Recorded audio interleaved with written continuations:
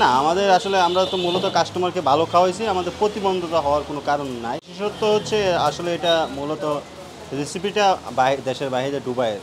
তো উনি যখন দুবাই থাকতেন তো একটা কফি শপে কাজ করতেন। তো ওইখান থেকেই এই চা রেসিপি তৈরি শিখে আসছেন। এবার বাংলাদেশে তিনি এয়ারপোর্ট রেল স্টেশন পার্কিংয়ে ছোট্ট করে ভ্যানগেইতে প্রথম স্টার্ট করেন। তো এটা মানুষে খেয়ে ভালো বলছে এবং খুব সাড়া পেয়েছে। তারপর আস্তে আস্তে দেশব্যাপী এটা বেশি সাড়া পেয়ে একসময় এটা বিখ্যাত হয়ে গেছে। দিনে কত কাপ বিক্রি সেটা আসলে এখানে আপনার আসলে 100, 120, 130 কাপ ইত্যাদি সেল হয়। চাহিদা আসলে ওনারা বেশিরভাগ রাজা স্পেশাল চাটা খায়। চাহিদা তো সারা মোটামুটি থাকে দেখে আমরা ব্যবসা করতে পারছি। আছে আলহামদুলিল্লাহ খুব ভালো কাস্টমার আসে।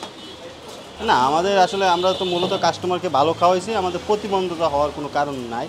কাস্টমার ভালো বলছে, কাস্টমার আসছে এবং তারা ভালোভাবে অ্যাকসেপ্ট করছে। আমরাও ওদেরকে ভালো সার্ভিস দিচ্ছি, সেই জন্য ভালো সাড়া পাইছি, এটাই আমরা মনে করি।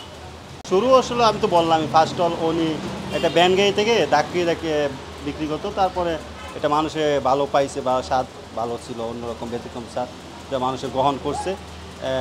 আধুনিক যুগে যেটা চিন্তাভাবনা মানুষের, এখানে আসলে আমরা ফার্স্ট অল অনেক ধরনের চা বিক্রি করছি, কিন্তু মানুষ আমরা যে চাহিদা বেশি সেই চাগুলো রাখছি। এখানে 14-15 প্রকার চা আছে আর 5 প্রকার লাচ্ছি আছে ইত্যাদি। যেটা ওই রাজা মামার সবথেকে স্পেশাল চা, রাজা স্পেশাল চাটা, সেটাই বেশি খায় মানুষ, এটাই বেশি চলে। এটা মূলত কাস্টমারের সারার কারণে, কাস্টমার আসার কারণে। দেখছি একটা দোকান অর্থাৎ বা কাস্টমার চলে, সেই জন্য মানুষের। আমরা তো আর কাউকে ইনভাইট করি না, ওরা ভালো পাইছে দেখে আসছে। হ্যাঁ, সব মিলে আলহামদুলিল্লাহ ভালো। আরও আমরা দোয়া করবেন, আরও ভালো চলে, কাস্টমার আসবেন, আপনাদের ভালো খাওয়াইতে পারি। আর আমরা মানে আপনারা ভালো খাইলেই আমরা খুশি, এটাই আমার মনে হয়। কেমন লাগে? হ্যাঁ, ভালো লাগে। নিজেকে গর্ববোধ করি আর এখানে কাজ করতে পারে, এই প্রতিষ্ঠানে থাকতে পারে। আমার ফ্যামিলি টোটাল এখানে অনেকগুলো স্টাফের ফ্যামিলি, ওনার ফ্যামিলি সব চলে। আল্লাহ খুব ভালো রাখছে, এটাই মনে করি। দেশব্যাপী আসলে আপনাদের ব্রাঞ্চ 4-5টা চলতেছে, রানিং আরও চলবে বা ভবিষ্যতে হবে ইত্যাদি। মানে আমরা বাংলাদেশে যেহেতু যতগুলো বড় বড় প্রোগ্রাম আছে, বাণিজ্য মেলা, বই মেলা অ্যান্ড বড় বড় প্রোগ্রামে আমরা যাই, আমাদেরকে ইনভাইট করে আমরা যাই। ওই সব মিলে আমরা অনেকগুলো প্রোগ্রাম ভবিষ্যতে করবো ইত্যাদি। আমরা মানুষের খুব প্রাইস কমের মাঝে রিজনেবল রাখছি।